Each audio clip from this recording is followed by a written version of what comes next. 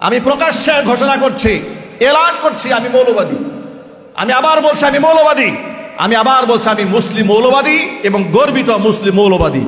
আমার সাথে গৌরবের সাথে গর্বের সাথে মুসলিম মৌলবাদী কারা কারা হতে চান? তো হাত দেখতে চায়। যাদেরকে তারা মৌলবাদী বলে তারা তাহাজ্জুদ গুজারি, আর যারা আলেমদেরকে মৌলবাদী বলে ওরা সন্ত্রাস, গুন্ডা, মাস্তান, চান্দাবাজ। সুতরাং মৌলবাদী এই শব্দটা ভারত থেকে আমদানি করা শব্দ।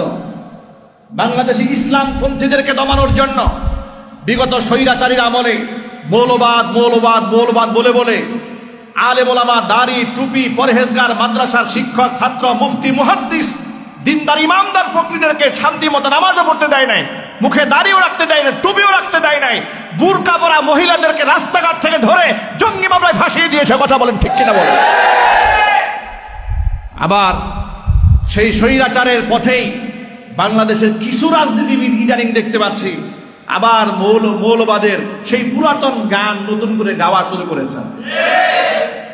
আমরা কোরআন সামনে নিয়ে অত্যন্ত স্পষ্ট ভাষায় আপনাদেরকে সতর্ক করছি, মৌলবাদী এই ট্যাগ, এই মৌলবাদী এবং এই ইস্যু ভারতের কাফের বেঈমান মুশরিকদের কাছ থেকে আমদানি করা, পশ্চিমা ইহুদি এবং খ্রিস্টানদের কাছ থেকে আমদানি করে এদেশে ইসলামপন্থীদেরকে দমানোর জন্য যদি এই দেশে সেই পুরান গান আবার কেউ নতুন করে সুর তুলে, তাহলে স্বৈরাচারী গেছে যে পথে তাদেরকেও যেতে হবে সে একই পথে।